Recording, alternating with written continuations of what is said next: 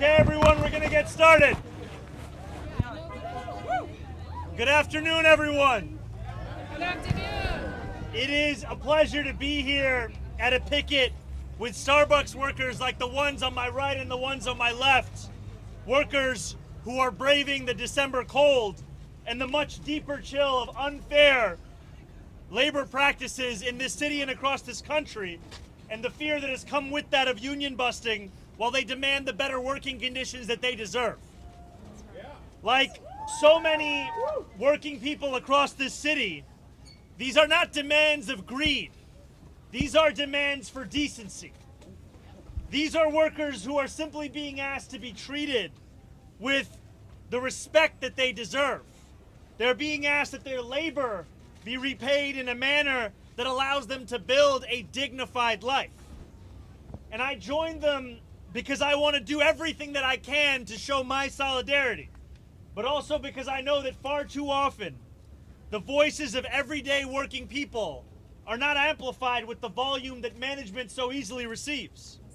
So I want to share a few numbers with you here this afternoon, numbers that I hope will place this struggle into some sense of perspective. 36.2 billion. That is the amount of money that Starbucks made in revenue just last year.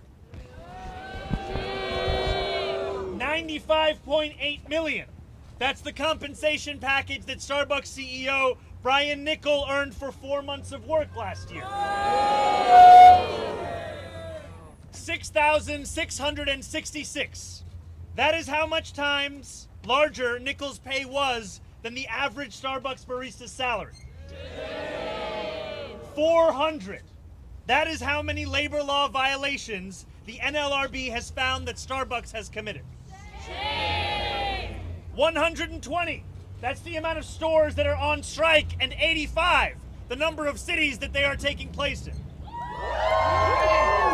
Now, what these numbers show us are a two-pronged picture. On one side, corporate greed and self-enrichment at the cost of its own workers, and on the other, remarkable solidarity by those workers who have been exploited and mistreated time and time again. Solidarity, as much as we speak of it, we have to remember, is not an abstract concept. It is measured in picket lines, stood on in the rain and in the sleet. It is measured in rent payments that workers do not know if they will be able to meet, childcare bills they do not know whether they will be able to afford. And it is measured in strangers who have never met one another, linking arms to fight for a shared goal and a fairer future. Because how else could we describe being on a picket line with Starbucks workers alongside workers of 32BJ, alongside workers from HTC, alongside workers from WGA, alongside workers from every single sector across this city, because we understand that no matter our trade, we are workers at the end of the day. And I am proud to be here today, and proud that senior members of my transition team and administration have joined Starbucks picket lines in the days and weeks prior. And I am proud to stand here alongside incredible elected officials at the city level, at the state level, and also to my left, Senator Bernie Sanders of Vermont. Because all of us are united in the belief that we must build a New York where every worker can live a life of decency. We must build a New York where our words do not ring hollow as we say that this is a union town. And we must build a New York where the workers who power it are able to afford to live in it. Thank you so much. And now, Senator Bernie Sanders. Well, it is an honor for my wife and me to be here with you, to stand with striking Starbucks workers who are telling this company they are sick and tired of corporate greed and sick and tired of union busting. That's right. And what the mayor-elect just pointed out is that what is happening here on this picket line is happening all over this country. We are living in an economy where the people on top have never, ever had it so good. You got one man owning more wealth than the bottom 52% of American households. And while the CEOs make unbelievable salaries, 60% of our people in Vermont, in New York City, all over this country are living paycheck to paycheck, struggling to pay the rent, struggling to pay for health care, struggling to put food on the table. And what Zohran and I are dedicated to is creating a nation and an economy which works for all of us, not just the 1%. That's right. So I just want to thank the Starbucks workers for their courage here and around this country. We are going to prevail. Thank you very much. All right, folks, we can take some questions. Yeah, Melissa, go ahead. Hold on. Are we on? Just before we take a question, since I know we have some friends here with us, if we can first have a round of applause for the Starbucks workers themselves. We have Kai Fritz on my left, Noor Hayat on my right, and we have so many workers who have inspired us every single day, and I just want to say thank you before we even start the Q&A portion of this. And do you want to see Chuck Schumer stay in power in the Senate? Right now, what we're here to say that we are standing with Starbucks workers, and we're going to create an economy that works for all. And I'm proud to say that all over this country, we're seeing candidates doing exactly what the mayor-elect did here. They are running campaigns based on the grassroots. They're mobilizing volunteers. They're standing up to the oligarchy. And in fact, we are going to change this country. Okay, guys, wait, hold on. Melissa, go ahead. Hi, Mayor-elect, hello, Senator. Aside, regarding the allegations of union busting, can you be more specific about what maybe can be done to resolve that? Do you have a role in that as mayor-elect or as mayor, aside from protesting and picketing alongside these workers? And separately, I'd like to get your reaction, if possible, on the proposal within the city council to raise the city council's pay. so I'll go first question, and then we can go back to the second one. Thank you. You know, as I was walking in, Bernadette was asking me, when am I going to stop attending protests and be the mayor? And I said, technically January 1st, I will be the mayor. But I also want to make a point, because I think there's a through line in both of the questions, which is that when I become the mayor of this city, I'm going to continue to stand on picket lines with workers across the 5 boroughs. And I've said this to many of the unions that are here today, many of the rank and file, which is that we want to build an administration that is characterized by being there for workers every single step of the way. And sometimes in the fight for decency and dignity that workers are waging, their voices are drowned out. And when you are the mayor of New York City, you have with that a platform where you can speak about the hundreds of times that Starbucks has violated labor laws. A platform where you can speak about the fact that, yes, we celebrate what DCWP was able to accomplish in the largest ever settlement that has been won in this city, $28 million, and also that we will continue to commit funding, both of a fiscal kind and also of our own sustained commitment in terms of the political will necessary to ensure that we hold these kinds of corporations accountable. And then A quick question for both of you. Sorry, Do she you just support, asked. thank you. Do you support the city council members who are trying to propose a pay raise, 16% for themselves and a pay raise for you as mayor? Would you accept a pay raise? Would you support that? My focus is on the affordability agenda that I ran on. That's what I'm focused on delivering. But I look forward to speaking with the council about any of the issues they Wait, want to bring. hold on. Henry, Speaking go ahead. of the Sorry. affordability agenda, over the weekend, President Trump called himself the affordability president. And he said this on Truth Social in all caps. He said he's lowered drug prices to levels never seen before. Do both of you see your stamp on that? And do you think he is the affordability president? I will shock all of you in suggesting that the President of the United States is a pathological liar. He lies all of the time. And to tell the people of New York City and Vermont that you are the affordability president at a time when legislation that you have passed will be responsible, if we don't change it, in raising health care premiums for people on the Affordable Care Act on average, doubling, in some cases tripling and quadrupling. So maybe Trump should go out to those people who are going to see a doubling or tripling in their premiums and explain to them how he is the affordable president. Not to mention that his tariffs all over this country have driven prices clearly up. And I would say that our focus is less on who is described as what and more that we actually deliver for the people of this city. And that is something that I have so appreciated in speaking with Senator Sanders, is the focus always has to come back to working people.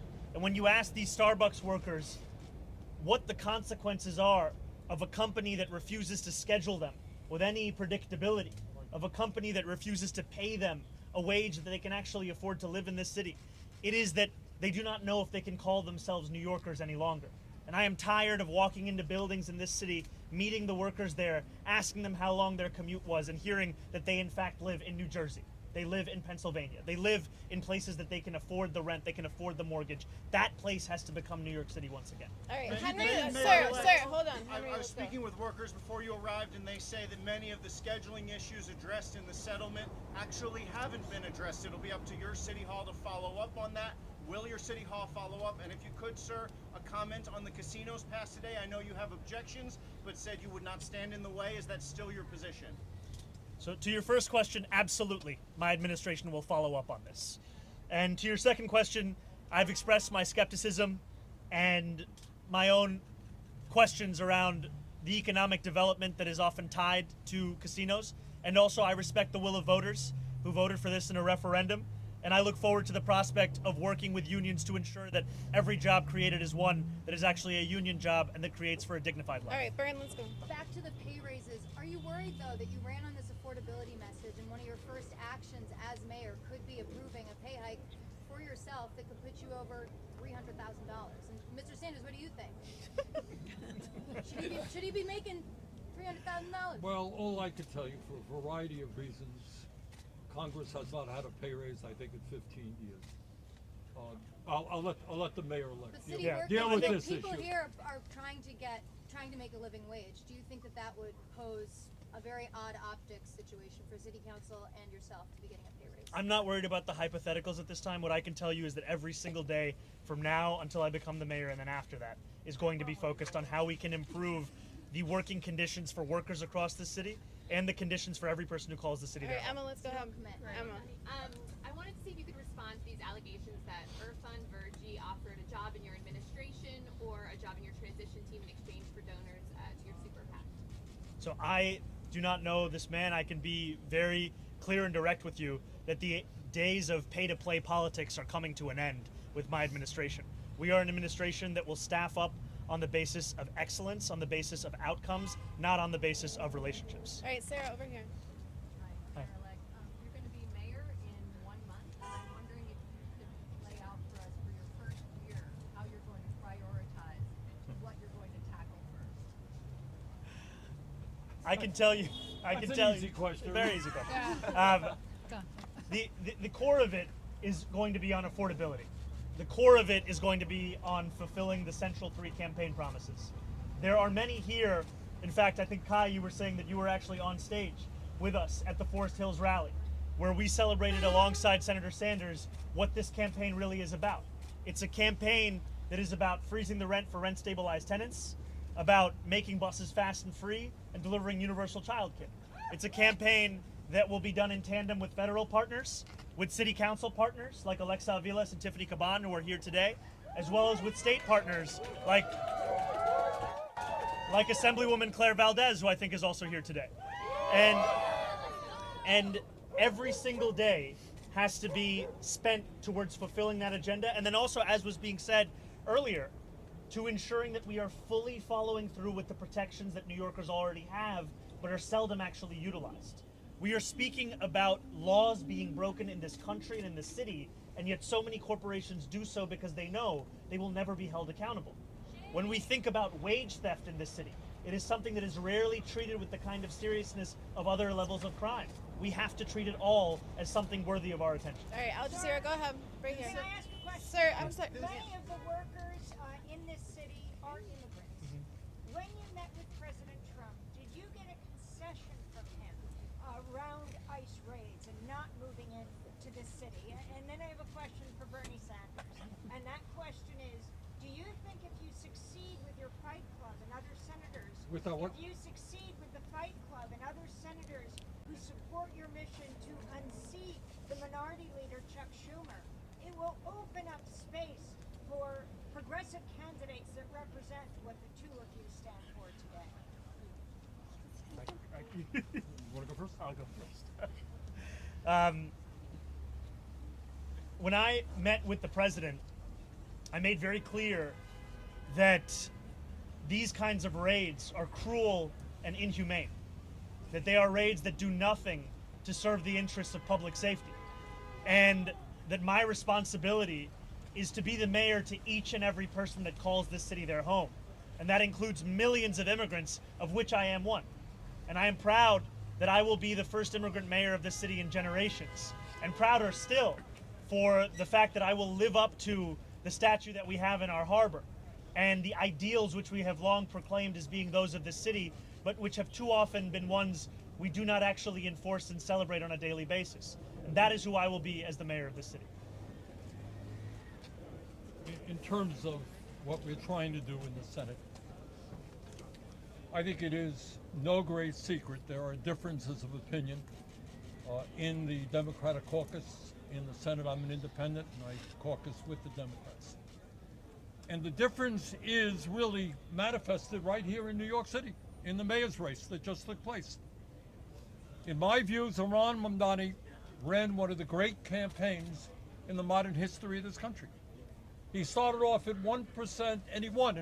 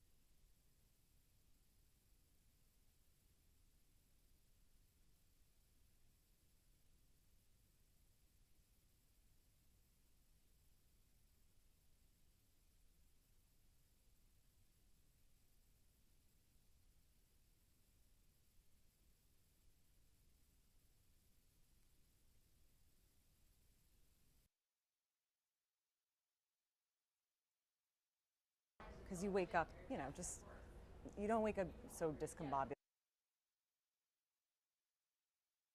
And how did he win? He won because he put together tens and tens of thousands of volunteers who knocked on doors.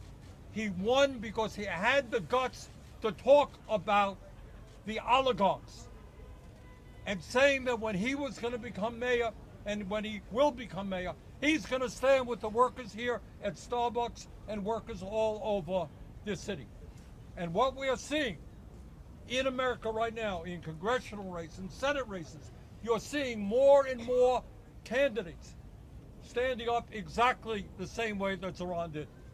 And they are standing up and saying that we need an economy that works for all. We're not going to let the billionaires get tax breaks while people lose their health insurance. We're going to raise the minimum wage to a living wage rather than a starvation wage. We're not going to be the only major country on earth not to guarantee health care to all people as a human right, etc., etc. So you're seeing that evolve, and I think it's a good thing. And I think we have the grassroots of America behind us. What Zohran did inspired people all over this country, all over the world, and we're going to keep going forward in that direction. I'll just hear. Go ahead, Schumer sir. and Jeffries meet Vern, you just got a question. Let's go. Go ahead. So this, I want to get back to Starbucks for a second. Yes. This push is not new. This has been going on for several years now. Senator Sanders, I remember a few years ago, you grilled the then We had a CEO. hearing, that's right, on my committee, right. What is different right now that wasn't the case then? I can tell you that it feels as if we have reached a new day in the movement for workers across the city, where more and more New Yorkers are united in the belief that an honest day's work should be allowed to make that person afford the city that they call home. And there is an exhaustion amongst New Yorkers at the sheer contrast between these workers who cannot afford to live in this city and CEOs who are making $96 million a year on the backs of those same workers' labor. And that exhaustion is one that has also given rise to a movement where people are demanding what they deserve. And I'm proud to be standing here as the mayor-elect who will be on these picket lines and not only commit to the funding that DCWP requires to continue to enforce these kinds of provisions, but also to make it clear that this is part and parcel of the work of making this an affordable city. It's also ensuring that these workers can live a dignified life. I'll tell you what is also different is that 4 years have come and gone, and hundreds of shops have voted to join unions. 12,000 workers have voted to join unions, and yet Starbucks has refused to sit down and negotiate a fair contract. Not one Starbucks shop in America is union. That's what the difference is. 4 years come and gone. All right, Morgan, last question. Go ahead. Hi, Mayor-elect. Hi, Morgan. Senator, thank you. Just wondering, you said you're going to be striking with workers. Just what does that look like? Obviously, you can't be striking every single day with workers, but what does that look like, and how are you going to split your time, and which cause will then be maybe the top one for you? And then, Senator, this just broke, but Senate Minority Leader Chuck Schumer says that several of his New York offices received bomb threats. Just hoping that you guys can both react to that. Thank you. I think that's horrific news. And I am thankful to hear that the senator and his staff are safe. And I think that this moment that we are living in where political violence has become the norm is one that we should never accept. And that is incumbent upon all of us, I think, to be fighting for that future across this country, no matter party, no matter person. To your question about what it means to stand with workers. You know, the other day we had heard that there were workers on strike in the Bronx, and they were facing the prospect of management hiring scabs, and management wanted them to work more hours without additional pay. And we knew that we had a press availability scheduled coming up. We thought, why not have this at the picket line? Why not bring that attention to the workers' struggle themselves as we also take questions from the press? These are some of the opportunities that we have in thinking about how we engage with our city, how we share this message across the 5 boroughs. And so today, it is an opportunity for us to stand alongside Starbucks workers in their fight for decency, their fight for dignity, and I will continue to take those opportunities every single day. Because what we have found is that the demands of workers are ones which the more people know about them, the more people agree with them. The struggle those workers have is that not enough people know about their fight. Not enough people know what they are being forced to accept. So the more that you can bring that awareness, the more that you can bring that attention, the easier it is for workers to demand the bare minimum. And that is what I will continue to do as the next mayor of this city. And I also just want to acknowledge, I see State Senator Andrew Gennardis, who's here as well, who has been a fighter for workers, especially as I was seeing PSC on the picket line and the fighter for staff and faculty at CUNY. Let me just say, I have been reading in the papers and seeing on TV that Zohran's agenda is a radical agenda. What amazes me is that when you talk about stabilizing rents for working people so that they're not paying 50 or 60% of their incomes for rent, that's not radical. Making sure that the little kids, the future of America, have decent and quality childcare is not radical. Making sure that people in low-income communities can get decent quality food is not radical. We have got to change our perspective. What is radical is giving $1 trillion in tax breaks to the top 1%. That's right. What is radical is being the only major country on earth not to guarantee health care to all people. That's right. What is radical is when the top 1% owns more wealth than the bottom 93%. So standing with working people is not radical. It's what the American people want, and those are the changes we've got to bring about. All right. Thank you, everyone. Thank you so much. All right.